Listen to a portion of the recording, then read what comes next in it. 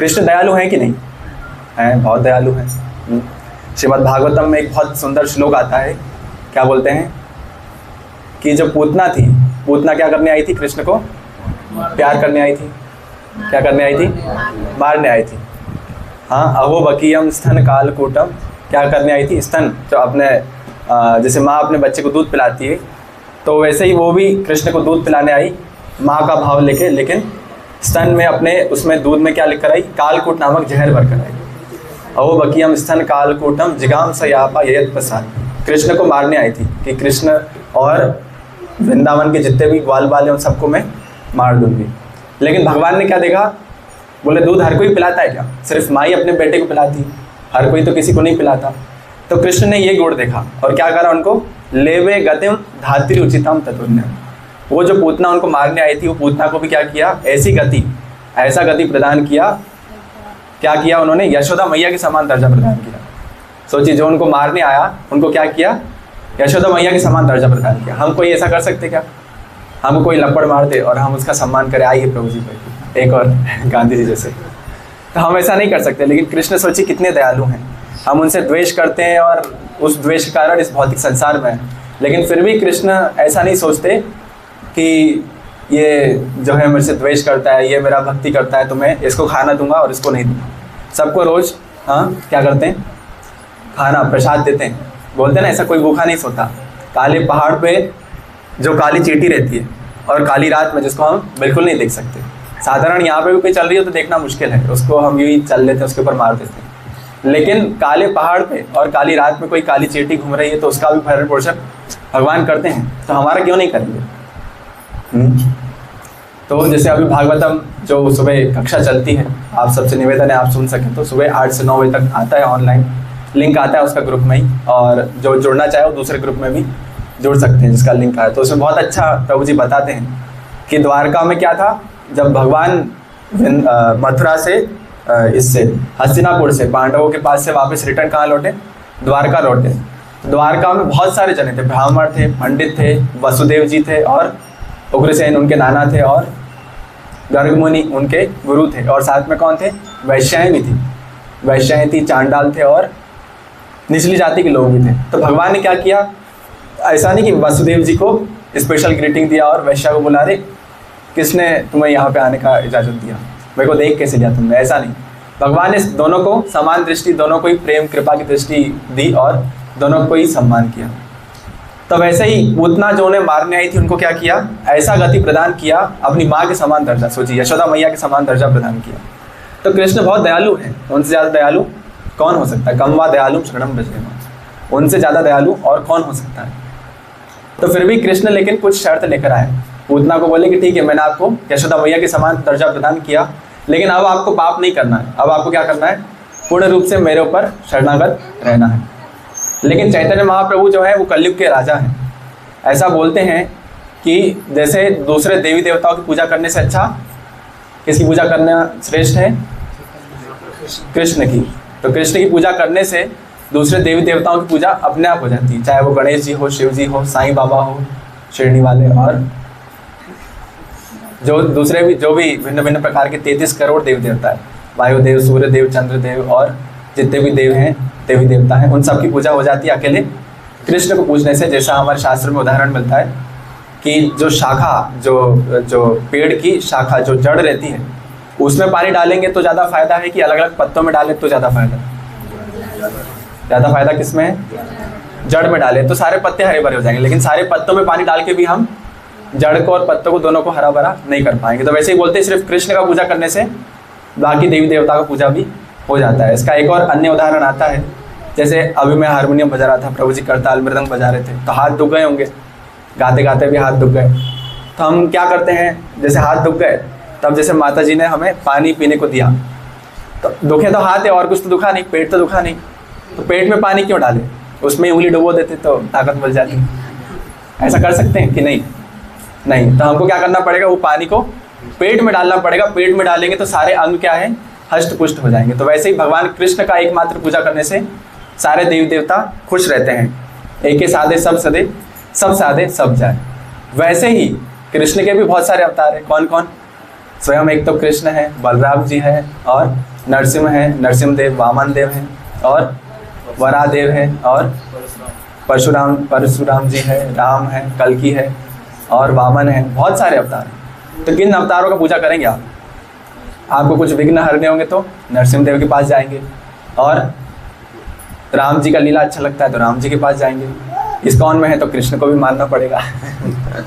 तो अलग अलग देवी देवताओं के पास जाएंगे। लेकिन ऐसा कहा जाता है कि सिर्फ अकेले चैतन्य महाप्रभु को पूजा करने से जितने भी कृष्ण के अवतार हैं वो सब क्या होते हैं, उनका पूजा हम ऑलरेडी कर लेते हैं। चैतन्य महाप्रभु नरसिंहदेव का रूप भी दिखाए, वरादेव का रूप भी दिखाए, और स्वयं कृष्ण तो थे ही, और राधा रानी भी साथ में उनका भाव भी दिखाए। तो अकेले चैतन्य महाप्रभु को पूजा करने से क्या होता है, सारे कृष्ण के जितने भी अवतार हैं उनका पूजा हो जाता है। तो चैतन्य महाप्रभु भक्ति सिखाने आए, और उनके दो मुख्य पार्षद थे, एक रामानंद राय और एक स्वरूप दामोदर गोस्वामी। ये ललिता और विशाखा सखी के ही अवतार थे। और चैतन्य महाप्रभु स्वयं साक्षात राधा रानी और कृष्ण, श्री कृष्ण चैतन्य, राधा कृष्ण नाई अन्य, तो राधा और कृष्ण थे। तो जब चैतन्य महाप्रभु रामानंद राय से कहाँ मिले, एक घाट में मिले। रामानंद राय कहाँ पे थे, कौन से राजा के पास थे? प्रताप रुद्र महाराज के पास। उनके बहुत बड़े एम्प्लॉयर थे, बहुत एकदम राइट हैंड जिसको बोल सकते हैं। तो बहुत बड़ी पदवी पे थे, और गंगा में जब स्नान करने आते थे तो पालकी में, बढ़िया, पहले छोटे मोटे जो राजा थे वो पालकी में आते थे, ऐसा नहीं पैदल चल के आते थे, या कार में ऊपर वो जो निकलने का रहता है ना, ऊपर से यूँ करते हैं राहुल गांधी देखो। तो वैसे नहीं आते, वो किस में आते थे, पालकी में एकदम छुप के आते थे, और बढ़िया अपना स्नान करके और फिर वापस चले जाते। तो वैसे ही रामानंद राय आए, और भगवान उनको देख के पहचान गया कि यही रामानंद राय है, लेकिन कुछ बोले नहीं, अपना जो अष्ट सात्विक विकार उसको कंट्रोल किए। और रामानंद राय जी खुद उनके तेज देख कर आए। ऐसा लग रहा था कि जैसे हजारों करोड़ों सूर्य सामने चमक रहे हैं। तो ऐसा लगा चैतन्य महाप्रभु को देख के। तो वो चैतन्य महाप्रभु को देख के क्या है, उनके पास आए और बोले, आप भी चैतन्य महाप्रभु हैं? तो बोले हाँ। तो वो बोले कि आप रामानंद राय हैं। ऐसा करके दोनों का इंट्रोडक्शन हुआ, और दोनों ने एक दूसरे के गले लगे। और फिर चैतन्य महाप्रभु, हालांकि साक्षात भगवान थे, लेकिन फिर भी रामानंद राय से क्या की, प्रश्न उत्तर किए कि भक्ति में सर्वश्रेष्ठ क्या है और कौन सा भाव सबसे ऊंचा है। तो ऐसा करके वो डिस्कस किए।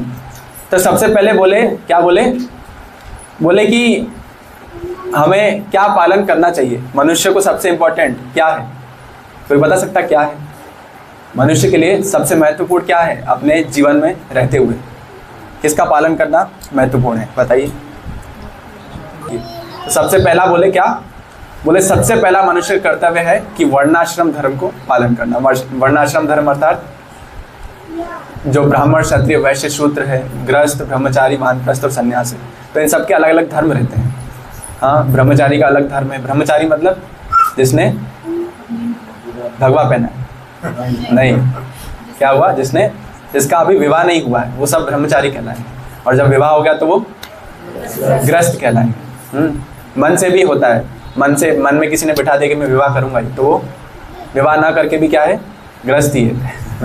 तो मानसिक रूप से भी होता है, शारीरिक रूप से भी होता है। तो ऐसा ब्रह्मचारी, गृहस्थ, वानप्रस्थ और सन्यास के अलग अलग कर्तव्य रहते हैं। जैसे ब्रह्मचारी जो रहता है उसका कर्तव्य रहता है गुरु की आज्ञा का पालन करना, जैसा प्रभु जी ने बोला। और गुरुकुल जो गुरुकुल का जो गुरु का घर रहता है उनके लिए काम करना और गुरु के हित के लिए कार्य करना, अपने ब्रह्म में आचरण करना, भगवान को जानना, ये शास्त्र अध्ययन करना, ऐसे अलग अलग वैष्णव को संग करना, ये ब्रह्मचारी कर्तव्य रहता है। और ब्राह्मण जैसे पठन यजन याचन, शास्त्र पढ़ना और दूसरों को उसका प्रचार करना, ये ब्रह्मचारी का कर्तव्य रहता है। और फिर गृहस्थ का कर्तव्य क्या रहता है? गृहस्थ का कर्तव्य क्या रहता है? हाँ, ऐसा नहीं कि सुबह उठना, फिर टीवी देखना, फिर जॉब पे जाना, फिर रात को आना, बच्चों से, बीवी से बातें करना और सो जाना, और संडे को एक बार इस्कॉन मंदिर आना। ऐसा नहीं। गृहस्थ का कर्तव्य क्या है? भगवान जो है, हाँ, उनसे अपना जो है जुड़ाव बनाना, भगवान का जुड़ाव बनाना, साधुओं का सेवा करना और भगवान से प्रेम बढ़ाने का प्रयास करना।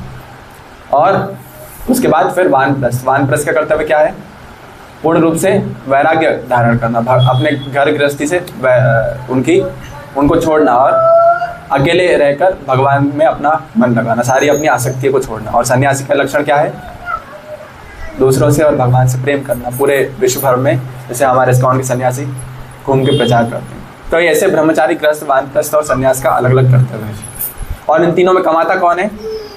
गृहस्थ अकेला। और उस पर कौन कौन डिपेंड है? ब्रह्मचारी भी बेचारे उन पर निर्भर है, वानप्रस्थ जो जंगल में गए वो भी उन पर निर्भर है, और सन्यासी भी उन पर निर्भर है। तीनों श्रेणी के लोग जो हैं उन पर निर्भर है। जैसा कि मैंने पहले बताया था कि ऐसा कहा जाता था कि जब पुराने समय में सत्युग, त्रेता, द्वापर युग में क्या होता था? आजकल जैसे हम क्या करते हैं, खाना बनाते हैं और खा लेते हैं, और कोई आ गया तो थोड़ा मन में बुरा लगता है कि अरे आ गया ये, अब इनको भी खिलाना पड़ेगा, पहले ही थोड़ा सा बनाया था, वापस कौन बनाएगा। तो अतिथि आजकल इसलिए कुत्तों से सावधान लिखवाते हैं कि भैया अंदर ही ना आए तो ज़्यादा अच्छा है, तो ऐसा लिखवाते हैं। लेकिन समझ लीजिए कोई आ भी गया, उसको खिला भी दिया, तो भी हम समझते कि अरे आज तो बहुत बड़ा काम कर दिया। लेकिन प्रभुपाद जी बताते हैं कि गृहस्थ का कर्तव्य क्या रहता है कि अगर उसके घर में कोई चिपकली भी है, क्या उसके घर में कोई चिपकली भी है, तो चिपकली भी भूखी नहीं रहनी चाहिए। जब वो खाना बनाता है तो क्या करता है, घर के बाहर जाकर बहुत जोर से चिल्लाता है, अरे कोई भूखा तो नहीं है। तो कोई भूखा होता है तो वो घर पे आता है, खाता है, और फिर उसके बाद जो बचता है वो गृहस्थ खाते हैं। तो ये जो है वर्णाश्रम धर्म है। लेकिन आजकल क्या हो गया है? आसुरी वर्णाश्रम हो गया है। जैसे ब्राह्मण, क्षत्रिय, वैश्य, शूद्र हैं, तो ब्राह्मण नहीं रहे। जो ऑटो वाले हैं वो भी क्या बोलते हैं, हम भी शर्मा हैं, यूँ गुटखा खाते हुए जनेऊ निकाल के बताते, बोले हम भी शर्मा है, ब्राह्मण है, पंडित है। तो मैंने बोला हरे कृष्णा, भगवत गीता लीजिए। तो भगवत गीता लेकिन कोई लेता कोई नहीं लेता है, तो ऐसा है। और जो क्षत्रिय है वो क्या है? क्षत्रिय का कर्तव्य है दूसरों का प्रोटेक्शन करना, लेकिन वो क्या करते हैं आजकल? खुद का प्रोटेक्शन करते हैं और दूसरों से वसूली करते हैं, जो आर्मी, जो पुलिस मैन है वो। और फिर वैश्य का कर्तव्य क्या है? हाँ, गौ सेवा, वाणिज्य मतलब खेती बाड़ी करना और गौ सेवा करना। जैसे कान्हा प्रभु के पास बहुत सारी गैया है, तो गौ सेवा और वाणिज्य, खेती बाड़ी करना। लेकिन बड़ी बड़ी फैक्ट्रियाँ नहीं खोलना। लेकिन लोग क्या करते हैं आजकल, जमीन बहुत बड़ी बड़ी अंबानी के पास, देखने को वैश्य है, बिजनेसमैन, लेकिन असुरी वैश्य, असुरी वर्णाश्रम। तो गौ रक्षा, जानवरों का रक्षा नहीं है, कोई खेती बाड़ी नहीं है, और बड़ी बड़ी फैक्ट्री खोल के पोल्यूशन फैलाना। और फिर वैसे ही शूद्र कर्तव्य क्या है? जो पहले के तीन है, ब्राह्मण, क्षत्रिय और वैश्य हैं, उनका पालन करना। लेकिन शूद्र भी आजकल देखा जाए तो 99% लोग क्या करते हैं, 90% लोग अमेरिका में, इवन इंडिया में भी नौकरी करते हैं। तो नौकरी का मतलब क्या हुआ? हाँ, सैलरी बेस पे काम करना। नौकरी मतलब क्या हुआ? देसी भाषा में कहे तो नौकरी कौन करता है? जो नौकर होता है बॉस का सेवा कर रहे हैं। तो ये सब कर रहे हैं। तो लेकिन चैतन्य महाप्रभु ने बोला सबसे पहला कर्तव्य क्या है? रावण राय ने बताया सबसे पहला कर्तव्य कि जो वर्णाश्रम धर्म है उसके अनुसार अपना जीवन यापन करना और भगवान में गति बढ़ाने का प्रयास करना। वो रहते हुए, कर्तव्य करते हुए, जो गृहस्थ कर्तव्य है, तीनों का, अपने घर परिवार का साथ में तीनों का पालन करना, ब्रह्मचारी, वानप्रस्थ और सन्यासी का। और हर किसी का, गृहस्थ का, ब्रह्मचारी का ऐसा अलग अलग कर्तव्य है, तो वो पालन करते हुए क्या करना? अपना जीवन यापन करना। तो चैतन्य महाप्रभु बोले ठीक है, ये तो अच्छा है। उसमें कई सारे श्लोक भी कोट की रामन राय जी ने। तो चैतन्य महाप्रभु बोले, क्या बोले? ठीक है, ये तो ठीक है, आपकी बात से मैं सहमत हूँ, लेकिन इससे आगे और कुछ है तो वो बताइए। ये हो भैया, आगे का हो, ये तो एक्सटर्नल है, ठीक है, बाहर के लोगों के लिए अच्छा है, लेकिन मेरे लिए कुछ एकदम और अच्छा बताइए, और ज़्यादा अच्छा हो। तो वो क्या बोले? बोले इससे अच्छा क्या है? सारे कर्म जो है किसको अर्पित करना? भगवान को, कृष्ण को अर्पित करना। जो भी कुछ कर रहे हो, वर्णाश्रम धर्म फॉलो करते हुए भी क्या है? अब कोई समझ सकता है कि वर्णाश्रम धर्म फॉलो करना मतलब अच्छा ऐसा करना, ब्रह्म में लीन करना, निराकार बनना, ये करना, वो करना। तो फिर उसमें एक बहुत अच्छा श्लोक कोट किया, पता है कौन सा? क्या बोले? यद करोषि यद अश्नासि यद जुहुषि ददासि यद तपस्यसि कौन्तेय मत कुरु शस्व तद अर्पण। मतलब क्या बोले? जो भी कुछ करते हो, जो भी खाते हो, जो भी पहनते हो, जो भी करते हो, जो भी नौकरी करते हो, सब किसके लिए करो? मेरे लिए, मेरे को अर्पण करो। जो भी खाते हो, जो भी तपस्या, जो भी दान करते हो, वो मेरे लिए करो। ऐसा नहीं कि बाहर जाके गरीबों को खाना बांट देना और वीडियो बना के अपने स्टेटस में लगा देना, तो बोले कि हम बहुत पुण्य हैं, स्वर्ग का टिकट तो पक्का हमारा। ऐसा नहीं, उसके लिए क्या करना पड़ेगा? हम भगवान के लिए दान करना पड़ेगा। दान भी करना तो किसके लिए? भगवान के लिए करना, जो भी करना, खाना तो भगवान के लिए, उठना तो भगवान के लिए, सोना तो भगवान के लिए। तो फिर चैतन्य महाप्रभु बोले ठीक है ये तो अच्छा है, लेकिन इसमें भी एक दिक्कत है। समस्या क्या है कि भगवान के लिए करते करते भी क्या होता है, हम अपने लिए कर रहे हैं कि भगवान के लिए कर रहे, समझ में नहीं आता। क्या करते हैं हम, पहले खुद के लिए करते हैं, फिर आखिरी में जो कुछ बचा भगवान के लिए। जैसे पहले क्या होता था, पहली रोटी निकाली जाती थी किसके लिए, गाय के लिए, और आखिरी रोटी कुत्ते के लिए। और अब क्या होता है, जो बच जाए वो गाय के लिए, छिलका वगैरह जो भी झूठी रोटी बच गई वो गाय के लिए, और बाकी जो कुत्ता तो कहीं ना कहीं मुंह मार ही लेगा। तो कुत्ते के लिए कुछ नहीं रखना। तो ऐसा देखिए, तो रोना भी हो तो किसके लिए, कृष्ण के लिए रोना, कृष्ण के विरह में रोना, ऐसा ही। इससे अच्छा क्या है, भगवान का जो आत्मा, ये जान लेना कि मैं आत्मा हूँ, शरीर नहीं। ये जो आनंद है ये बहुत बढ़िया और बहुत अच्छा है। ब्रह्म सौख्यम अनंतम, ये जो आनंद कैसा है, अनंत आनंद। ये जो रियलाइजेशन है कि मैं आत्मा हूँ, शरीर नहीं हूँ, तो ये रियलाइजेशन करना, और फिर मैं आत्मा हूँ तो मेरा कर्तव्य क्या है, भगवान का सेवा करना, ये जान लेना क्या है, सबसे हाईएस्ट परफेक्शन, सबसे ज़्यादा अच्छा रियलाइजेशन। ऐसा रामानंद राय बताया। और उसके लिए कौन से श्लोक कोट किए, ब्रह्मभूत प्रसन्नात्मा न शोचती न कांक्षसी। तो फिर क्या बोले, ब्रह्मभूत जो रहता है, ब्रह्म में जो विचरण करता है, वो वैसी आत्मा क्या है, न सोचती है न कांक्षती, न कुछ इच्छा रखती है, वो सिर्फ भगवान के प्रेम में, भगवान की सेवा में उनको बहुत अच्छा लगता है। और इस रियलाइजेशन में कि मैं क्या हूँ, ब्रह्म, मैं आत्मा हूँ, मैं क्या हूँ, शरीर नहीं। ये जान लेना कि मैं शरीर नहीं हूँ, मैं आत्मा हूँ, मतलब वो रियलाइज कर पाना बहुत बड़ा है। अभी तो क्या है, हमें पता है कि मैं आत्मा हूँ, शरीर नहीं हूँ, ऐसा बताया है, लेकिन रियलाइजेशन है क्या, रियलाइजेशन नहीं है। इसलिए तो कोई हमें कुछ बोलता है तो बुरा लग जाता है। और बोला किसको है, हमको बोला है कि प्रभु जी आप ये करते हैं, ऐसा करते हैं, ऐसा करते हैं, लेकिन बुरा किसको लगता है, शरीर को। जैसे किसने बोल दिया कि भैया आप ऐसा काले हैं, आप ऐसे फेस वाले हैं, और ये ऐसा वैसा, तो हमको क्या लगता है, बुरा लगता है कि नहीं, कि अच्छा लगता है, बुरा लगता है। क्यों, क्योंकि हमें वो रियलाइजेशन नहीं है। तो जैसे हमें वो अनुभव होगा, हम धीरे धीरे आगे बढ़ेंगे। तो फिर भी चैतन्य महाप्रभु ने कहा ठीक है ये भी अच्छा है, लेकिन इसके ऊपर है तो वो कहिए, एवो भैया आगे कहो भाई, दैट इज ऑल्सो एक्सटर्नल। ये भी क्या है, भैया कुछ काम का नहीं, ठीक है, ब्रह्मभूत प्रसन्न आत्मा रहेंगे हम, लेकिन इसके आगे भी और कुछ हो तो वो बताइए। तो हमारी स्थिति क्या है, अभी वर्णाश्रम धर्म भी अच्छे से फॉलो नहीं कर पा रहे, तो वो फॉलो करें। फिर उसके बाद क्या है, सब काम कृष्ण के लिए करें। फिर उसके बाद क्या है, हाँ ब्रह्म में ब्रह्मभूत, अपने को ये जान लेना कि हम आत्मा नहीं, शरीर नहीं। फिर उसके बाद क्या बोला, बोले सभी कर्मों का त्याग कर देना, सभी कर्म के फलों का त्याग कर देना सबसे बेस्ट है।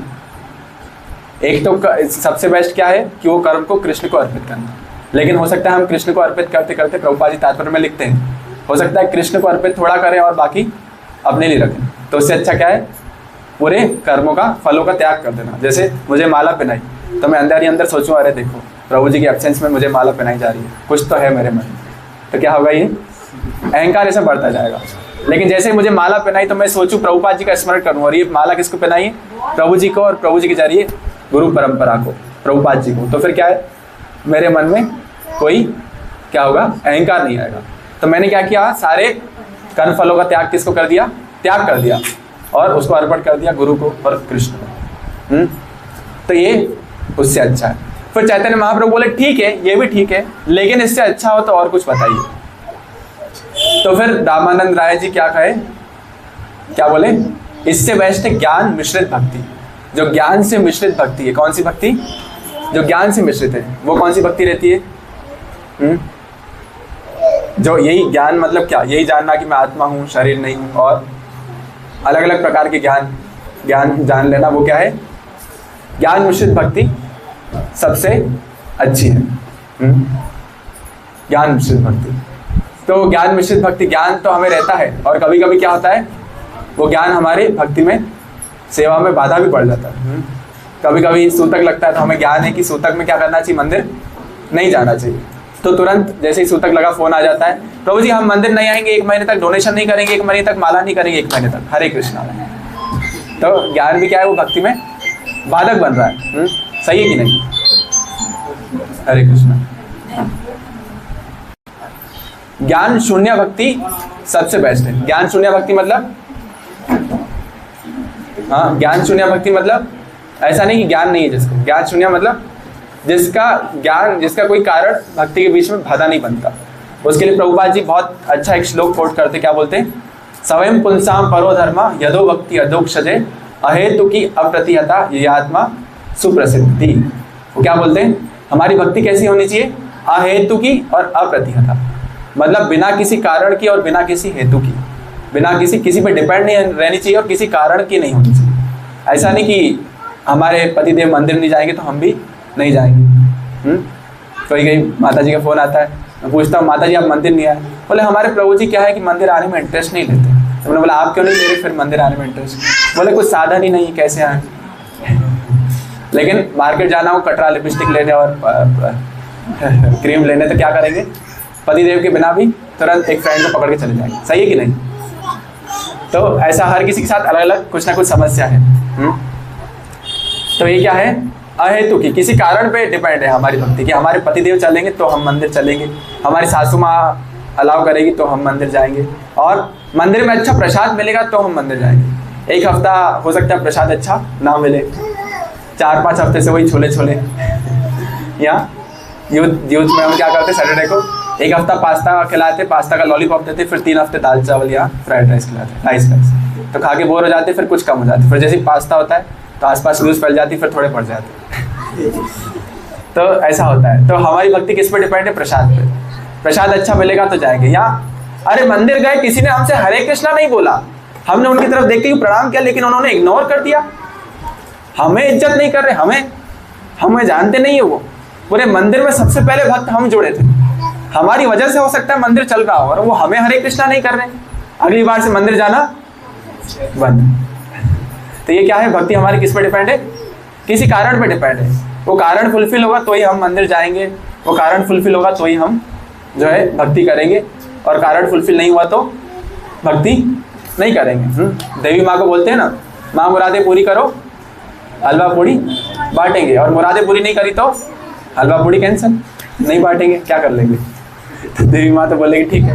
हाँ, बचपन में ऐसा करते थे ना कि कोई आसपास मंदिर होता था तो माँ बोलती थी, क्या बोलती थी, घर वाले बोले मंदिर में माथा टेक के जाओ और भगवान से वादा करके जाओ कि अगर अच्छा परसेंटेज बनेगा तो मैं आपके जो है क्या करूँगा, लड्डू चढ़ाऊँगा, लड्डू या कुछ भी अलग अलग बोलते थे अलग अलग मंदिर में। करते थे आप सब छोटे थे बस, जब अच्छे रिजल्ट के लिए क्या बोलते थे, भगवान से प्रार्थना करते थे कि अच्छा रिजल्ट आएगा तो हमारा एक्सपेक्टेशन क्या था, हमारा उम्मीद था कि 80% आना चाहिए, लेकिन आ गया 78।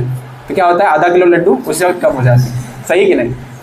बोले भगवान 2% कम दिए तो आधा किलो लड्डू, अब क्या मतलब इतना खर्चा करने का।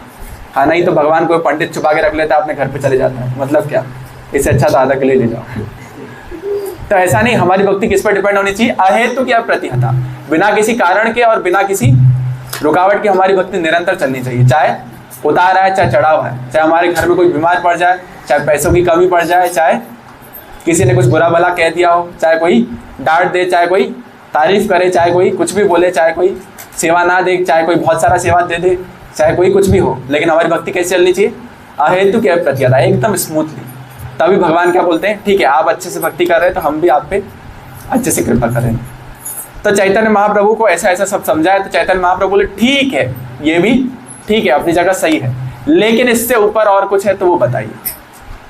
तो इससे ऊपर और कुछ हो सकता है क्या, हाँ हो सकता है कि नहीं, बताइए।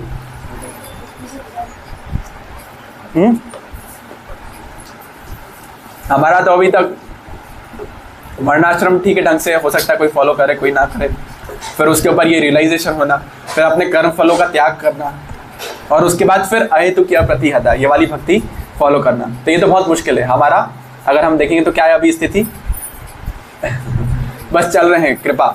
हाँ, अलग अलग प्रकार के जीव रहते हैं, एक कृपा सिद्ध और एक नित्यबद्ध, एक नित्य मुक्त और एक बद्ध मुक्त, ऐसे अलग अलग प्रकार के जीव रहते हैं। तो जो नित्य सिद्ध रहते हैं वो कैसे रहते हैं, नित्य मुक्त, जैसे प्रभुपाद जी थे, हमारे आचार्य वर्ग थे, वो क्या है, नित्य मुक्त। वो आए हैं इस धरती पे सिर्फ हमारा उद्धार करने। क्यों आए वो हमारी इस धरती पे, हमारा उद्धार करने। उनको वो बीमार हो रहे तो ऐसा देख के नहीं सोचना चाहिए अरे प्रभु जी तो बीमार पड़ गए, प्रभुपाद जी भी बीमार पड़ते थे, उनका भी हड्डियाँ दिखता था, उनको भी मॉर्निंग वॉक करना पड़ता था। प्रभु जी भी बीमार पड़ते हैं, प्रभु जी भी जो है सुबह लेट उठते हैं, तो हम भी क्या करेंगे? प्रभु जी को भी ये दिक्कत है, तो हम भी क्या है, हम भी तो ऐसे ही हैं। प्रभु जी पर हमें क्या दिक्कत, डिफरेंस? तो क्या है, हम उनको और अपने लेवल को समान मान रहे हैं, उनके कॉन्शियसनेस को नहीं देख रहे हैं। हमारा कॉन्शियसनेस और उनका कॉन्शियसनेस कैसा है? जैसे अपन कीर्तन कर रहे हैं, तो जितना भी हम ये धुन गाते हैं, तो एक धुन बनी हुई है, ऐसा नहीं कि कुछ भी अपने मन से गा लो। तो एक धुन बनी हुई है, तो ये धुन किसने बनाई थी? श्रीपद आनंद प्रभु, जो वृंदावन में 24 घंटे कीर्तन किए। तो जब उनका ट्यून कोई कॉपी करता था, तो वो क्या बोलते थे? कोई मेरा ट्यून तो कॉपी कर सकता है, लेकिन मेरी चेतना को कॉपी नहीं कर सकता। जो उसके पीछे मेरा भाव है बजाने का, वो नहीं ले सकता, भले ट्यून कितना भी कॉपी कर ले और उसे अपना बना ले। तब ऐसा है कि हम जो है, जो हमारे आचार्य वर्ग हैं, जो नित्य सिद्ध हैं, उनको देख के लग सकता है उनको उनमें दोष दिख सकते हैं, लेकिन हमें ये मानना चाहिए वो क्या है? नित्य सिद्ध हैं। और दोष हैं भी तो भी क्या है कि भक्ति प्रोसेस में लगे तो चले जाएंगे, लेकिन वो क्या है? नित्य सिद्ध है, हमारा उद्धार करने के लिए आए हैं। और एक क्या रहते हैं? नित्य बद्ध। नित्य बद्ध मतलब कैसे? जो बाहर जीव घूम रहे हैं, जिन्हें भक्ति अभी तक नहीं मिली, तो वो क्या है? नित्य भक्त, परमानेंटली इस जीवन में बंधे हुए हैं। और एक क्या रहता है? कृपा सिद्धि। कृपा सिद्धि, कृपा सिद्धि मतलब जो खुद के प्रयास से ना कुछ कर पाए, लेकिन उनको कृपा मिले तो थोड़ा बहुत आगे घसीटे जा रहे हैं। तो जैसे अलग अलग ये स्टेज बता रहे हैं, ब्रह्मभूत प्रसन्नात्मा और हाँ अहेतु की अप्रतिहता की भक्ति, और ये सब भक्तियाँ कैसा है? ये क्या है? हमारी कृपा सिद्धि, हम पे कृपा है इसलिए हम ये सब कर पा रहे हैं। जैसे एक बार प्रभुपाद जी से कोई व्यक्ति पूछे, जैसे हम क्या बोलते हैं कि भैया आपने कृष्ण का भक्ति किया तो क्या है? बहुत सौभाग्यशाली। आप सौभाग्यशाली है कि नहीं कृष्ण का भक्ति किए तो? जैसे ऐसा बोलते हैं कि एक सीढ़ी चढ़ते हैं ना, वैसा है। सबसे पहले आप किसकी भक्ति करते हैं? छोटे मोटे देवी देवताओं की, जैसे सूर्य देव पर जल चढ़ाना और साईं बाबा के मंदिर जाना, खिचड़ी बांटना, शिरडी वाले साईं बाबा जाना और आगे सबको बताना कि वहाँ पे क्या होता है? जादू होता है और ये सब ऐसा ऐसा। और सबके लिए परमल लाना, वो मीठी परमल कहते हैं ना प्रसाद, वहीं से मिलते हैं, तो वो लाना, और उसमें एक दो किशमिश भी रहती है। तो ये सब क्या है? थोड़े छोटे, मतलब एकदम पहले सीढ़ी पे कोई भक्त है। तो हजारों करोड़ों जन्मों तक अगर किसी ने ऐसा भक्ति किया तो क्या होता है? उसको दूसरा स्टेप मिलता है, वो थोड़ा उनको दूसरे देवी देवता है वो थोड़ा ऊपर बढ़ाते हैं। बोले आप किसका करो? हमारे जो गणेश, गणेश मतलब जो गण, जितने भी गणाधिराज है उनके ईश, उनके हेड है, वो कौन है? गणेश। तो ऐसे थोड़ा सा क्या करते हैं? उनको ऊपर बढ़ाते हैं, एक सीढ़ी ऊपर चढ़ और गणेश जी का पूजा करो। तो फिर क्या आता है? गणेश जी का बढ़िया पूजा करते हैं, बढ़िया उनका पांडाल लगाते हैं और गणपति बाबा मोरिया, 4 लड्डू चोरिया, अलग अलग डायलॉग मारते हैं। इंदौर में डायलॉग मारते थे, बोले इंदौर की छोरिया गणपति बाबा मोरिया।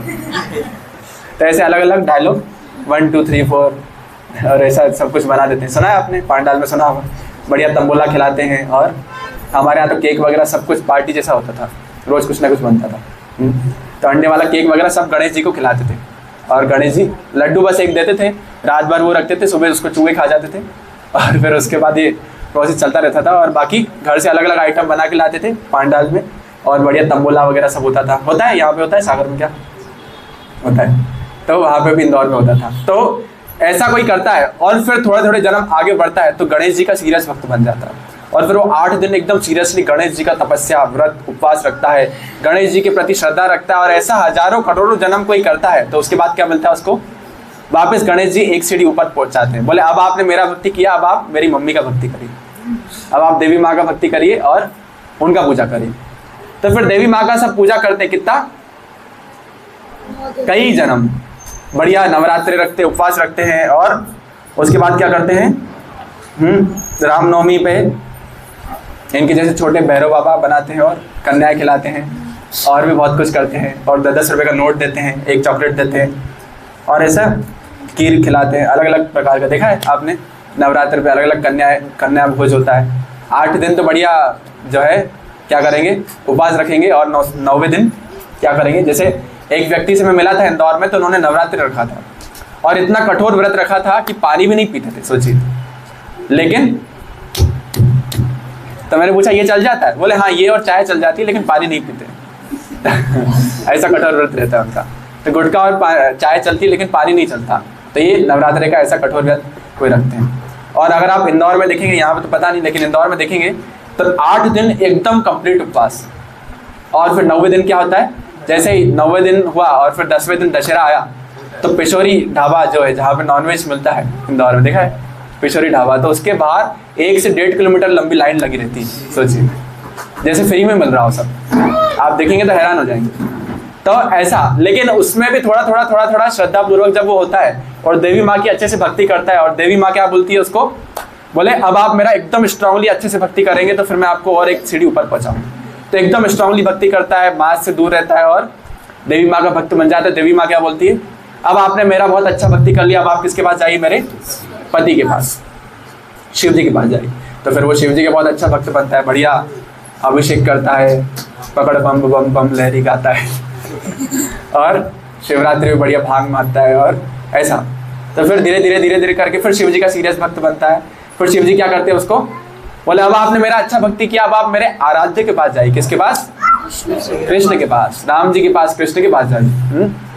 पार्वती जी पूछती है, बोले आराधना आप क्या ये दिन भर आंख बंद करके और ऐसा त्रिशूल पे हाथ रख के ऐसा रुद्राक्ष माला पे किसका नाम जपते हैं, जरा बताइए किसका नाम जपते ये। तो बोले क्या बोलते हैं, आराधना नाम सर्वेशाम विष्णुम आराधनम परम तस्मात् परतरम देवी तद्या नाम समर्चना। सबसे बेस्ट आराधना किसकी है, विष्णु की या कृष्ण की आराधना करना सबसे बेस्ट है। तो वो अपनी पार्वती जी जो उनके वाइफ है उनको क्या बोलते हैं, आप विष्णु का आराधना करो। फिर वो विष्णु का कुछ समय तक जब सीरियसली शिव जी का भक्त बन जाते हैं, शिव भक्त बन जाते हैं, तो फिर क्या करते हैं, उनको शिव जी अपने आराध्य कृष्ण के पास भेजते हैं। और जब कृष्ण के सीरियसली भक्त बन जाते हैं, पहले तो कैसे भक्त बनते हैं, अरे हम तो यादव हैं, उनके ही वंश से हैं, हम तो कृष्ण के एक मिले थे, हमें बोले थे हमें भगवान में इतना रुचि है, क्या करें, बस मंदिर नहीं आ सकते, लेकिन भगवान को बहुत अच्छे से पूछते हैं, हम भगवान हमारे लिए हमारी जान है, हमारे लड्डू गोपाल हमारे पुत्र समान है, लेकिन बस मंदिर नहीं आ सकते, काम काज से फ्री नहीं मिलता। तो ऐसा इन सीरियस भक्ति करते हैं। फिर धीरे धीरे जब कृष्ण का भक्ति सीरियसली करने लगते हैं, लड्डू गोपाल की पूजा करते हैं, जय श्री कृष्णा कैसे हो, हाँ धंधो चौखो चले, जय श्री कृष्णा है। तो जब ऐसा बोलते रहते तो उसके बाद क्या होता है, फिर कृष्ण जब देखते कि ये भक्त मेरा सीरियसली बन रहा है, फिर उसको क्या करते हैं, धीरे से इस्कॉन में भेजते हैं और अपना नाम हरि नाम, जो सबसे गुह्यतम, जो सबसे महत्वपूर्ण, जो सबसे ज्यादा, हाँ क्या बोलेंगे, सबसे ज्यादा एकदम वैल्यूएबल चीज है, भगवान का नाम। भगवान हर किसी को अपना नाम नहीं देते, लेकिन किसी किसी को जो भक्त उनका सीरियसली भक्ति करता है तो उनको नाम देते हैं। तो भगवान उनको अपना नाम देते हैं और फिर उनको अपना नाम जपने का, और इस्कॉन में फिर वो जुड़ जाता है, 4 नियम का पालन करता है, 16 माला का जप करता है, दीक्षा ले लेता है और फिर वापस कृष्ण के पास जाना उसका पक्का रहता है। तो ऐसे धीरे धीरे सीढ़ी चढ़ के हम क्या करते हैं, भगवान के नाम में चढ़ते हैं। लेकिन हम तो डायरेक्टली इस्कॉन में पहुंच गए, ऐसा कैसे हो गया भैया, कोई कीर्तन करने आया था, पैम्पलेट पहुंचा दिया तो हम आ गए कृष्ण इस्कॉन में, ऐसा कैसे। तो ये क्या है, एक बार प्रभुपाद जी से उनके शिष्यों ने पूछा, कौन, जो हिप्पीज थे, जो 6 महीने तक नशा करते थे, नहाते नहीं थे 6 महीने तक, पर स्त्री पर पुरुष का संग करते थे, और प्रभुपाद जी ने उनको प्रसाद के माध्यम से और हरि नाम के माध्यम से भक्त बना दिया। तो जब वो भक्त बन गए, सन्यासी बन गए, तो प्रभुपाद जी से पूछे, बोले प्रभुपाद जी आपसे एक प्रश्न है, हम कृष्ण के इतने अच्छे भक्त बन गए, आपका इतना अच्छा सेवा कर पा रहे हैं, तो हमने पिछले जन्म में कुछ तो अच्छा पुण्य कर्म किया होगा, इसलिए तो कर पा रहे। तो प्रभुपाद जी क्या बोले, युवराजकल ये मेरी कृपा है आप पे, और कुछ भी नहीं, आपने कोई पुण्य कर्म नहीं किया, आपका कृपा सिद्ध, आपने अच्छा मेरा कृपा बस पा लिया, उसके कारण आपका उद्धार हो रहा है, आपने कोई पुण्य कर्म नहीं किया। पुण्य कर्म करते तो क्या होता, गणेश जी से, फिर दुर्गा जी से, फिर शिव जी से लेके फिर कृष्ण जी से, फिर उसका नाम, फिर उसके बाद भी पूरा फेथ डेवलप होना बहुत मुश्किल है। कुछ भक्त आते हैं इस्कॉन में लेकिन छोड़ के चले जाते हैं, कुछ भक्त 4 साल से जुड़े हुए लेकिन फिर भी अभी 2 ही माला करते हैं, उससे ऊपर बढ़ ही नहीं रहे, बोल बोल के थक गए लेकिन छोड़ दिया, अब तो बोले आप छोड़ दो, आप 2 माला करो, बढ़िया प्रसाद पाओ, थोड़ा बहुत भक्तों का संग करो, चलेगा। तो भगवान का नाम भी हर कोई ले नहीं पाता। एक स्टोरी बता रहे थे, एक बार एक ब्रह्मचारी थे, तो उनकी माँ जो थी अंत समय में बनने वाली थी, एकदम भगवान के पास जाने वाली थी। तो वो अपनी माँ को क्या बोले, जब आखिरी में बिस्तर पे लेटी हुई थी, तो माँ को बोले, माँ बोलिए हमारा एक बहुत बढ़िया मंत्र है इस्कॉन का, मैं आपको शुरू से बोलता था लेकिन आज आपकी मृत्यु होने वाली है, तो बोलिए, क्या बोलिए, हरे कृष्णा कृष्णा कृष्णा हरे हरे, हरे राम राम राम हरे हरे। तो माँ क्या बोली, अरे इतना बड़ा मंत्र कैसे बोलूंगी, इतना बड़ा मंत्र कोई बोलता है कि कोई छोटा मोटा बताओ, मैंने शिव जी का सुना है, ये सुना है, तुम अपना ध्यान रखते थे कि नहीं, तुम्हारा कोई ध्यान रखता है कि नहीं, ढंग से खाते हो कि नहीं, और ऐसा करके तो इतना सब कुछ बात करी, लेकिन मंत्र नहीं बोला। इतना बड़ा मंत्र कैसे बोलेंगे? कुछ राधा राधा नाम बताओ, फिर प्रेमानंद जी तो वो बताते हैं, बढ़िया हम वो कर लेंगे, वो अच्छा आसान है। और ओम नमो भगवते वासुदेवाय, जय श्री कृष्णा जय श्री कृष्णा, ये जब में ये आसान है। अरे क्या इतना बड़ा हरे कृष्णा, वो भी एक माला में खींचते रहो, चेन साइकिल की चेन के जैसे, खत्म ही नहीं होती माला। बोलते द्रौपदी की साड़ी जैसे, खींचते जाओ खत्म ही नहीं होती, 16 माला करने में पसीने छूट जाते। तो इतना बड़ा मंत्र कोई करता नहीं। लेकिन यहाँ पे चैतन्य महाप्रभु क्या बता रहे कि उससे अच्छा क्या है? ज्ञान शून्य भक्ति, अहेतु की अप्रतिहता, ऐसी भक्ति जो भली कृपा सिद्ध में हमको मिल गई है, भली हम ये सब फॉलो नहीं कर पा रहे, लेकिन वो कृपा को सीरियसली लेना और उसको आगे बढ़ना। तो फिर चैतन्य महाप्रभु बोले ये ठीक है, ये भी ठीक है, लेकिन उससे अच्छी कोई भक्ति हो तो वो बताइए, उससे ऊपर क्या हो सकता है बताइए? इधर टॉप मोस्ट है, ऐसी भक्ति करना जो अहेतु की और अप्रतिहता हो, जिसमें ना कोई कारण हो, जिसमें ना कोई हेतु, ना किसी पे डिपेंड हो, ना किसी में किसी का कोई कारण हो।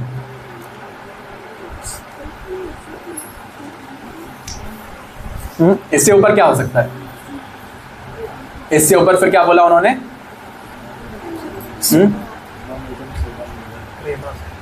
हाँ, प्रेमा भक्ति। ऐसी भक्ति, प्रेमा भक्ति में भी 2 प्रकार की भक्ति आती है, एक श्रद्धा युक्त भक्ति और एक उत्कट लालसा युक्त भक्ति।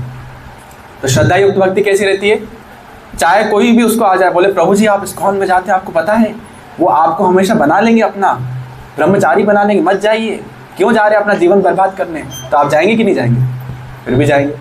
कोई कांग्रेगेशन जा रहे हैं, अरे इस्कॉन में जा रहे हो, पता है कितना पैसा बाहर भेजते हैं विदेश में, आपसे कुछ ना कुछ बहाने से पैसा लेते रहेंगे, कभी भगवान का ड्रेस, ना कभी रथ यात्रा, ना कभी जन्माष्टमी, और बाहर अमेरिका में उनका बहुत पहचान है, भेजते रहेंगे, पता है आपको? अरे मत जाओ इस्कॉन, पता नहीं क्या प्रसाद में ऐसा नशा मिलाते हैं, नाचने लग जाते लोग, प्रसाद मत खाना वहाँ पे जाओ तो ऐसा लोग बोलेंगे। लेकिन श्रद्धा युक्त भक्ति कैसे रहती है? उनको परिवर्तन करके बोले चलो आप भी इस्कॉन में ऐसा बना दें, तो वो बहुत मुश्किल से आती है। अधिकतर लोगों के साथ क्या होता है, थोड़ा बहुत कुछ बोलो, अरे नहीं वहाँ पे मत जाना, वहाँ पे जाओ तो इस भक्त के साथ मत मिलना, ये भक्त से तो ऐसा ही है, ये ऐसा है, वो ऐसा है। वहाँ पे देखो साफ सफाई नहीं होती, खाना तो बिल्कुल मत खाना। एक दिन हमने देखा कि क्या हो रहा था, ऊपर चिपकली बैठी थी और बढ़िया पूड़ी का तेल चल रहा था, तो कोई चिपकली को छेड़ रहा था और चिपकली बेचारे तेल में गिर गई, लेकिन उन्होंने तेल नहीं बदला पूड़ियाँ उसमें तली, पूड़ियाँ स्वादिष्ट तो लग रही थी, पता नहीं कुछ हुआ भी नहीं, भगवान का प्रसाद है शायद इसलिए नहीं हुआ, लेकिन वहाँ पर मत जाना। तो ऐसा कुछ ना कुछ अपने मन से कुछ ना कुछ झूठी सच्ची बातें कहते रहे।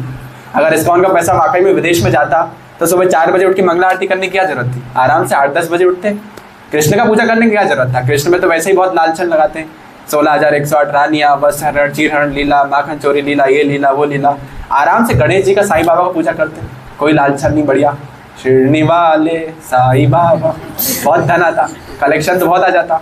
और एक कृष्ण का पूजा करने की क्या जरूरत? चलो कृष्ण रख लिए, पास में गणेश जी रख लिए, पास में साईं जी रख लिए, ऊपर शिवलिंग भी बना दिया, सब थोड़ा थोड़ा रख लेते, बढ़िया दान पेटियां भर जाती, तो सिर्फ अकेले कृष्ण का ही पूजा करने की क्या जरूरत है? तो ऐसा हमें नहीं समझना चाहिए। हमें क्या करना चाहिए? उसको जानना चाहिए कि जब प्रभुपाद जी ने इस्कॉन बनाया था तो प्रभुपाद जी ने क्या किया, हर एक सेंटर को, हर एक इस्कॉन सेंटर को क्या बनाया? Autonomous centre. मतलब इस्कॉन सागर में जो धन एकत्र होता है दान के माध्यम से, तो वो सागर में ही खर्च हो सकता है, वो सागर से बाहर नहीं जाएगा। विदेश में तो दूर की बात, सागर से भी बाहर नहीं जाएगा। ऐसा प्रभुपाद जी ने क्या बनाया? नियम बनाया, और चारों नियम, 4 नियम और 16 माला हर इस्कॉन में समान रहेगी, लेकिन अलग अलग इस्कॉन में अलग अलग गतिविधियां चलेगी। ऐसा प्रभुपाद जी ने नियम बनाया। और जितने भी इस्कॉन के रिपोर्ट्स रहते हैं वो क्या करते हैं, इस्कॉन पहले लोकल सागर में ऑडिट होते हैं, फिर उसके बाद जो जहाँ पे उनका हेड ऑफिस, सागर का हेड ऑफिस इंदौर में, तो वहाँ पे उनके अकाउंट्स जाते हैं, फिर वो जाते हैं मुंबई में, फिर वहाँ पे जो इस्कॉन ब्यूरो से चेकआउट होते हैं वहाँ पे ऑडिट होते हैं, फिर वो पब्लिश होते हैं। आप नेट पे देख सकते हैं कितना दान पूरे इस्कॉन में आया, कौन कौन से सेंटर में कितना दान आया, सागर में कितना आया और कहाँ का खर्च हुआ, बैंक स्टेटमेंट वगैरह सब कुछ रहता है। ऐसा नहीं गले पे बैठ गए और जितना आया उतना अपने मन से खर्च कर दिया, तो सब कुछ हिसाब रहता है। मैं खुद पर्सनली इस्कॉन सागर का अकाउंट पूरा मैनेज करता हूँ, तो मैं आपको दिखा सकता हूँ इतना स्टेटमेंट आया, इतने खर्चे हुए, सब कुछ ऐसा हुआ। तो अगर हम ये सब जानेंगे तो क्या होगा हम कोई भी हमें भड़काएगा तो हम उससे भड़क नहीं पाएंगे। ये क्या होता है? श्रद्धा युक्त भक्ति। भगवान के बारे में भड़काए कि कृष्ण ऐसे, क्यों कृष्ण का पूजा कर रहे हो, क्या मिलेगा आपको कृष्ण के पास जाने से? दूसरे बढ़िया देवी माँ का पूजा करिए, बढ़िया जल्दी फल मिलता जाएगा। तो ये क्या? श्रद्धा युक्त भक्ति। चाहे कुछ भी हो जाए, एकदम ऐसा दृढ़ श्रद्धा है कि हम तो कृष्ण का ही पूजा करेंगे।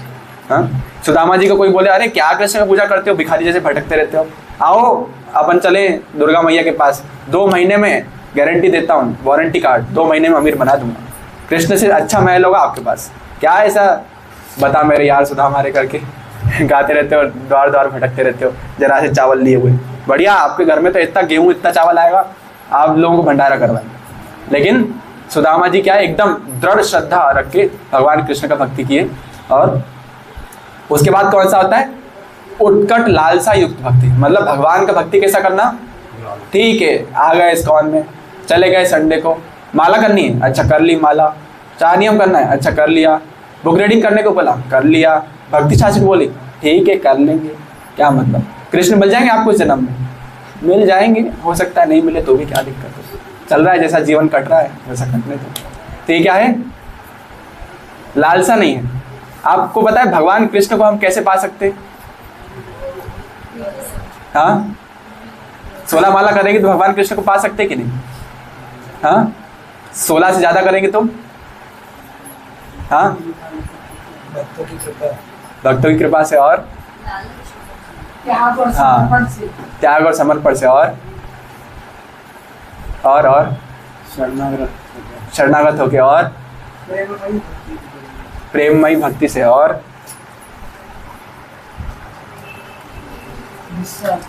हाँ निस्वार्थ भक्ति से। और आपको पता है, मैं आपको राज की बात बताता हूँ, आप जो ये 16 माला कर रहे हैं, 4 नियम का पालन कर रहे हैं और अलग अलग धाम यात्रा कर रहे हैं, गिरी गोवर्धन मायापुर जा रहे हैं और भक्तों का संग कर रहे हैं और शास्त्र अध्ययन कर रहे हैं और पूर्ण रूप से कृष्ण में रमने का, कृष्ण से प्रेम करने का प्रयास कर रहे हैं, इससे आपको कृष्ण नहीं मिलेंगे। आपकी 16 माला करने से, 4 नियम पालन करने से आपको कृष्ण नहीं मिलेंगे। आपकी गोवर्धन की इससे नहीं फर्क पड़ता कि अरे इन्होंने 4 परिक्रमा लगाई, मैंने 1 लगाई, तो पहले इनको कृष्ण मिलेंगे। इससे फर्क नहीं पड़ता कि 32 माला करता है, 16 करता है, तो पहले 32 माला वाले को मिलेंगे। इससे फर्क नहीं पड़ता कि 4 नियम बहुत स्ट्रिक्टली पालन करता है और मेरे का थोड़ा बहुत बाहर का मैं खा लेता हूँ तो इससे कृष्ण नहीं मिलेंगे। और कृष्ण इससे भी नहीं मिलेंगे कि हमारा भक्तों के साथ क्या है, कैसा है, भक्तों का हम कितना संग करते हैं और ये सब क्या करते हैं। ये सब क्या है? साधन वो उसको पहुंचाने का। हमारा मन इतना ज़्यादा विचलित है और हमारा मन किसी में एंगेज हो, इसलिए क्या करते हैं, हम अलग अलग यात्रा भी करते हैं। प्रभु जी ने कितना एंगेजमेंट दिया, सुबह पहले जूम जपा मीटिंग में आओ, 16 माला करो, उसके बाद लेक्चर सुनो भागवतम का, उसके बाद अपने काम धंधे पे जाओ, फिर वापस आओ, फिर भक्ति शास्त्री सुनो, फिर खाना खा के सो जाओ। तो पूरा दिन पैक है, जरा सा भी टाइम पास नहीं करना। और संडे को आओ, इस्कॉन मदर में बढ़िया सेवा करो। तो ये क्यों किया है? फिर अलग अलग यात्रा जाना, जैसे अभी हाँ कौन सी तारीख को, 15 नवंबर को, 15 जून को आपचन की गुफा जा रही है यात्रा हमारी। तो जो भी चलना चाहे, आप सब ग्रस्त भक्तों के लिए जा रही है, जो भी चलना चाहे तो अपना नाम मुझे जरूर लिखवाइए, नाम और नंबर। तो ऐसा हम यात्रा पे क्यों जाते हैं? इससे क्या होता है? हमारा मन इंगेज रहता है। अगर हमारे मन को खाली छोड़ा तो क्या होता है? हाँ, मन को खाली छोड़ेंगे तो क्या होता है? हाँ, षड्भिर भक्ति विनश्यति, पूरी भक्ति को विनाश कर देता है। एक कथा आती है बहुत सुंदर। एक बार क्या होता है कि एक चिराग, आजकल चिराग मिलते हैं, घिसने वाले चिराग आते हैं, देखा है अलादीन का चिराग। तो आजकल चिराग नहीं मिलता है, लेकिन एक व्यक्ति को गलती से रास्ते पे पड़ा हुआ एक चिराग मिल गया, कचरे के ढेर में पड़ा था। तो उसने उठाया, उसने सोचा कि खिलौना ही होगा, कुछ खास तो होगा नहीं, लेकिन फिर भी एक बार घिस के देख लेता हूँ, शायद कुछ निकल जाए। तो करके घिसा और जिन निकल आया। मैं जिन हूँ, हा, क्या इच्छा है तुम्हारी? तो वो बोले मेरी इच्छा क्या है? बोले मेरी इच्छा है कि मुझे बढ़िया एक रसमलाई मिल जाए। तो उसने तुरंत रसमलाई ला के दी। बोले और बताओ और क्या इच्छा है? तो बोले पहले रसमलाई तो खाने दो। बोले नहीं, बताओ क्या तुम्हारी इच्छा है, अगर तुम मुझे फ्री रखोगे तो मैं तुम्हें मार डालूंगा। तो बोले ठीक है, रसमलाई तो खा ली, रसमलाई तो खा लूँ पहले। बोले नहीं, पहले काम बताओ। तो काम बताया। बोले ठीक है, आप क्या करो, अभी सागर में हो, मुझे दुबई से समोसे ला के दो। तो बोले ठीक है, जब तक वो रसमलाई खाया। तो तुरंत गया और रसमलाई का आखिरी खा ही रहा था, वो दुबई से आ गया बढ़िया गर्मा गर्म समोसे लेके। बोले और बताइए और क्या काम है? तो बोले अब तो क्या काम है, समोसा और रसमलाई के लिए आपको घिसा था, किसी काम के तो हो नहीं आप, तो क्या कराऊँ मैं आपसे? तो बोले नहीं नहीं, कुछ तो बताना पड़ेगा, नहीं तो मैं तुम्हें मार डालूंगा, कुछ तो एंगेजमेंट देना पड़ेगा। तो बोले और कुछ? और कुछ? सफाई कर दो, ये पूरा पंखे वगैरह सब उतार के कोना कोना एकदम जरा सी धूल नहीं मिलनी चाहिए, और ऐसा बार बार करते रहो। बार बार सफाई करी और पूरा घर से चमक गया। 2 मिनट बाद फिर आ गया। तो बोले अभी तो आधा समोसा खाया था, इतनी जल्दी आ गया? तो बोले और बता और क्या करूँ? तो बोले भैया मेरे पास कुछ भी नहीं, इतना काम तो है ही नहीं मेरे पास जितना मैं आपको दूँ। बोले बताना पड़ेगा, नहीं तो मैं आपको मार डालूंगा। तो अपने गुरु के पास गया, बोले ऐसा ऐसा गलती हो गया, मैंने तो खिलौना समझा था लेकिन असली का जिन निकल आया, तो अब क्या करूँ? तो बोले उसको क्या बोलो, उसको बोलो कि खंबा चढ़ो फिर वापस उतरो, फिर खंबा चढ़ो फिर वापस उतरो, फिर खंबा चढ़ो फिर वापस उतरो। फिर बोले जब तक मैं नहीं बुलाऊं तब तक ऐसा ही करते रहो।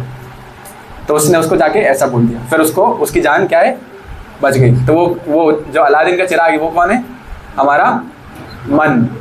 अगर उसको कोई एंगेजमेंट नहीं दिया तो वो हमको क्या करेगा? खा जाएगा, मार डालेगा। फ्री बैठेंगे तो क्या करेगा? स्त्री का, स्त्री है तो पुरुष का, पुरुष है तो स्त्री का, या पैसों का। अरे कैसे पैसे कमाए, कैसे अमीर बना जाए, घर में एक हाथ तो फॉर्च्यून मारुति होनी चाहिए। तो भगवान की भक्ति करने के अलावा जितने भी बेकार के ख्याल हैं, आज क्या कुछ नया खाते हैं, आज क्या करते हैं, यहाँ पे बाहर घूमने चलते हैं, आज तो इससे बात करते हैं, बढ़िया बहुत बढ़िया, इनसे काफ़ी दिनों से बात नहीं हुई। तो ऐसा चैंटिंग करते हैं हम तो अलग अलग ख्याल आते हैं ना। चैंटिंग करते टाइम प्रभु जी बताते कि हमारा माइंड सबसे ज़्यादा एक्टिव रहता है, इसलिए जैसे ही माला हाथ में उठाते तो हमें आ जाता है कि आज यहाँ पे प्रचार करेंगे, आज तो क्या है इसको फ़ोन लगा के बातचीत करेंगे, आज ऐसा कीर्तन सीखेंगे कि मतलब संडे को सबको बेहोश कर देंगे। करते हैं कि आज तो पूरे सागर को भक्त बना देंगे, और जैसी माला छोड़ी आराम से बढ़िया सोफे पे बैठ के अपना काम करो। तो मन क्या है? ऐसा ही है, अगर उसको कुछ एंगेजमेंट नहीं देंगे तो क्या होगा? खा जाएगा, आपको मार डालेगा। तो इसलिए प्रभुपाद जी ने क्या नियम बनाया कि हमको सुबह उठना, आरती करना, शास्त्र अध्ययन करना और भागवतम का प्रवचन सुनना, और उसके बाद प्रचार पे अपने जो भी नौकरी काम काज उसमें निकल जाना, और उसके बाद वापस आना, शास्त्र अध्ययन करना, लेक्चर प्रवचन सुनना और फिर सो जाना। फ्री नहीं बैठना, जैसे ही फ्री बैठेंगे तो आस पड़ोसी में बात करने चले जाएंगे, तुमको पता है वो पास वाले ने क्या किया। तो यही सब कुछ होगा। मैंने चीनी मांगी थी, इन्होंने चीनी देने से मना कर दिया, पता नहीं क्या हुआ उसको। तो ऐसा हमको नहीं करना है। तो ये क्या है, किस पे थे हम? हाँ, मन समझ रहे थे, आगे कहो। तो 2 भक्ति हमने देखी, एक तो श्रद्धा युक्त भक्ति और एक दूसरी उत्कट लालसा युक्त भक्ति। मतलब आप जो भी कुछ कर रहे हैं, हाँ, ये मन का क्यों देख रहे थे हम कि हम जितनी भी गोवर्धन परिक्रमा लगाते, जितना भी माला करते, जितना भी प्रवचन सुनते हैं और जितना भी शास्त्र अध्ययन करते हैं, किसके लिए? ताकि हमारा मन कृष्ण में रम सके, और कोई नहीं। यशोदा मैया को आपने देखा है कि वो 16 माला करती है, कंटिन्यू 1 घंटा डेली नियम से भागवतम या भगवद गीता पढ़ती है। उनका मन तो कृष्ण में ऑलरेडी लगा है, उनको 4 नियम और ये सब पालन करने की जरूरत नहीं है। तो उनका मन क्योंकि कृष्ण में रम गया है तो उनको और कोई जरूरत नहीं है। तो हम कृष्ण को कैसे पा सकते हैं? फिर माला करने से नहीं पाएंगे, गोवर्धन धाम की परिक्रमा करने से नहीं पाएंगे, शास्त्र अध्ययन से नहीं पाएंगे, तो कैसे करेंगे? हाँ, प्रेम से, भक्त के अभिषेक से, और हाँ, व्यास पूजा से। तो चैतन्य चरितामृत में कृष्णदास कविराज गोस्वामी कहते हैं, बोले कृष्ण को पाने का सिर्फ एक ही मूल्य है। ध्यान से सुनिएगा, कृष्ण को पाने का क्या मूल्य है? केवल एक ही चीज चाहिए, और वो कहीं भी मिले तो बिना सोचे समझे उसको ले लो। क्या बोलते हैं? कृष्ण भक्ति रस भाविता मति क्रियताम यदि कुतोपि लभ्यते तत्र लौल्यम अपि मूल्य एकलम। एक ही मूल्य है, जन्म कोटि सुकृतेन लभ्यते। इतना जन्म आप, इतना करोड़ों जन्म माला घिसे जाओ, इतना करोड़ों जन्म शास्त्र अध्ययन करे जाओ, फिर भी मन कृष्ण में लगना मुश्किल है। लेकिन अगर लालच आपके मन में, डिजायर नहीं आई कृष्ण को पाने की, अभी हमारे मन में डिजायर है कि कृष्ण को पाने की, ठीक है, जुड़े हुए हैं तो थोड़ा बहुत माला कर लेते हैं, शास्त्र कर लेते हैं, भक्ति शास्त्र भी कर लेते हैं, अभी एग्जाम है तो वो भी दे देंगे 10 तारीख को। तो लेकिन कृष्ण को पाने की लालसा है क्या? ऐसा है कि अरे इस जन्म की बात नहीं मिले तो क्या होगा, डर लगता है क्या ऐसा? अगर ये जन्म हमारा व्यर्थ चला गया, कृष्ण नहीं मिले तो क्या होगा हमारा, ऐसा लगता है क्या? ठीक है, नहीं मिले तो क्या है, वापस इस कौन में आ जाएंगे दूसरे जन्म में। तो लालसा नहीं है वैसा। तो फिर क्या बोलते चैतन्य महाप्रभु, ये ऐसी भक्ति होनी चाहिए, एक श्रद्धा युक्त और एक लालसा युक्त। ये प्रेमा भक्ति में 2 रहते हैं। फिर इससे ऊपर क्या है? उसको हम धीरे धीरे कभी समझेंगे। राधा रानी के तत्व, उसमें राधा रानी का प्रेम बताया, फिर राधा और कृष्ण के तत्व के बारे में बताया, फिर राधा कृष्ण का माधुर्य और फिर राधा रानी का जो है कांति, शरीर की कांति, उसके बारे में बताया, और फिर उनके दोनों के प्रेम के आदान प्रदान के बारे में, और फिर विवर्त प्रेम विलास, मतलब वो जैसे विरह, जब एक संभोग और एक विप्रलंब, दो स्थितियाँ रहती है, ये सब हायर लेवल की बातें हैं। तो तब तक चैतन्य महाप्रभु का वार्तालाप चलते जाता है। लेकिन अगर हम देखें तो हमारी स्थिति अभी क्या है, तो हमारी स्थिति हम देखेंगे, हमारी स्थिति कहाँ तक पहुँचा है अभी, कृपा सिद्ध, कृपा के अनुसार कहाँ तक प्रभुपाद जी ने पहुँचा दिया। 4 नियम और 16 माला का हम जप करते हैं, शास्त्र अध्ययन करते हैं, तो मतलब ये कौन सा स्टेज हुआ? हाँ, दूसरा साधक भक्ति पे कौन सा स्टेज है? हम सारे कर्म जो कर रहे हैं कृष्ण को अर्पित भी कर रहे हैं। जो 16 माला करता है, जो 4 नियम का पालन करता है, कम से कम ऐसा बोल सकते हैं कि वो कृष्ण को अपने सारे हम कर्म अर्पित कर रहा है। तो वो भी स्टेज हमने कृपा के कारण जो है उस पर भी आ गए। फिर उसके बाद उसके ऊपर कौन सा बताया? ज्ञान शून्य भक्ति और ज्ञान मिश्रित भक्ति, फिर ज्ञान शून्य भक्ति। तो अगर हम देखेंगे अभी कौन सी स्टेज पे, ज्ञान शून्य भक्ति पे। ज्ञान शून्य भक्ति पे मतलब हमें ज्ञान मिश्रित तो है, ज्ञान तो हमें बाधा डालता है, लेकिन एक प्रकार से गुरु है हमारी मदद करने वाले। हम 16 माला कर रहे हैं, 4 नियम का पालन कर रहे हैं, तो ये सब हम अभी कर रहे हैं। लेकिन अभी हमें न श्रद्धा उतनी हुई है, ना ही हमें कृष्ण को पाने की लालसा है। तो वो कैसे होगी? जो हमें ये प्रोसेस मिला है उसको हम जब सीरियसली लेंगे। आपको पता है मनुष्य जन्म कितना इंपॉर्टेंट है? हाँ, बस 2 मिनट और लेंगे, उसके बाद फिर कीर्तन, फिर जिसके लिए हम यहाँ पे आए थे, महाप्रसाद। हाँ बताइए, मनुष्य जन्म कितना मूल्यवान है, बताइए। हाँ, दुर्लभ है। कितना दुर्लभ है? जैसे उदाहरण दिया जाता है कि एक अटलांटिक ओशन है, एक विशाल समुद्र है, तो वो विशाल समुद्र में मान लीजिए एक कछुआ जो है वो तैर रहा है, तो इसकी क्या संभावना है कि कछुए को कोई लकड़ी मिले जिसके ऊपर वो बैठ जाए? कोई संभावना है क्या? इतने बड़े समुद्र में एक कछुआ है, अभी पार नहीं है, एकदम बीचों बीच कहीं तैर रहा है, कुछ पता नहीं कि कहाँ तट है, कहाँ जाना है। तो ऐसी क्या संभावना है कि कोई तैरते तैरते कोई लकड़ी या थर्माकोल या कुछ प्लास्टिक है जिसके ऊपर वो बैठ के चला जाए? कोई संभावना है क्या? उसका संभावना क्या, प्रोबेबिलिटी है? 0.00001%। कोई संभावना नहीं, एक तरीके से असंभव है। संभव है लेकिन एक तरीके से असंभव है। अच्छा, अब इसका क्या संभावना है कि वो कछुए को लकड़ी मिल जाए, वो लकड़ी के ऊपर बैठ भी जाए और उस समुद्र को पार करके तट पर भी चला जाए? क्या संभावना है इसका? हाँ, कोई संभावना है? बिल्कुल, एकदम 0%, ऑलमोस्ट 0%। थोड़ा बहुत तो है लेकिन ऑलमोस्ट 0। लेकिन बताते मनुष्य जन्म मिलना इससे भी ज्यादा दुर्लभ, इससे भी ज्यादा मुश्किल क्या है? न देह मानम सुलभम सुदुर्लभम सुलभम सुदुर्लभम पल्लवम सुकल्पम गुरु कर्णधारम। ये मनुष्य जन्म कैसा है? एक ऐसा नाव है जिसको जो मिलना सुदुर्लभम, दुर्लभम नहीं सुदुर्लभम, मतलब बहुत ज्यादा कठिन है, बहुत ज्यादा कठिन। और मनुष्य जन्म मिलने के बाद भी इस्कॉन में आना, 16 माला करना, कृष्ण का भक्ति मिलना, नाम मिलना, वो तो एकदम इम्पॉसिबल है। तो लेकिन हमें मिल गया तो फिर क्या करें? पल्लवम सुकल्पम गुरु कर्णधारम। गुरु क्या है? उस नाव की कैप्टन है। क्या है गुरु? उस नाव के कैप्टन। हमको क्या करना है? बस नाव में बैठना है, ज्यादा सोचना विचारना नहीं है कि अरे ये कैसा होगा, वो कैसा होगा। जो प्रभुपाद क्या है? हमारे नाव रूपी जिंदगी के कैप्टन है। तो उन्होंने जैसा बोला है कि 16 माला करो, 4 नियम का पालन करो, भगवत गीता को रोज पढ़ो, कृष्ण बुक रोज पढ़ो, मंदिर में रेगुलरली जाओ, भक्तों का संग करो। तो हमको क्या करना है? बस इतना करना है, और ज़्यादा अपना दिमाग नहीं लगाना है। अरे मंदिर गए तो भक्तों का संग नहीं हुआ तो क्या हुआ, हरे कृष्णा नहीं बोला तो क्या हुआ, प्रसाद नहीं मिला तो क्या हुआ, ये हुआ तो वो हुआ तो सेवा बहुत ज़्यादा। एक माता जी बोल रहे थे, बोले हमें इतना पूड़ियाँ तलवाते भट्टी के सामने बैठ बैठ के हमारा बीपी बढ़ गया, इसलिए हम मंदिर आना ही छोड़ दिए। जानते हैं कौन? समझ गए? नहीं समझे? माता जी से बात हुई, उनका नाम नहीं लूँगा मैं, तो बोले कि हमने मंदिर इसलिए आना छोड़ दिया क्योंकि हमसे इतनी पूड़ियाँ बनवाते थे कि भट्टी के सामने बैठ बैठ के हमारा बीपी बढ़ गया, तो इसलिए हमने मंदिर आना छोड़ दिया। तो बोला माता जी अब आप मंदिर मत आना छोड़िए, आप एकदम हमारे व्यासासन पर बैठिए और वहाँ से प्रवचन सुनिए, आपको कोई पूड़ियाँ नहीं तलवाएगा। तो इसलिए क्या होता है कि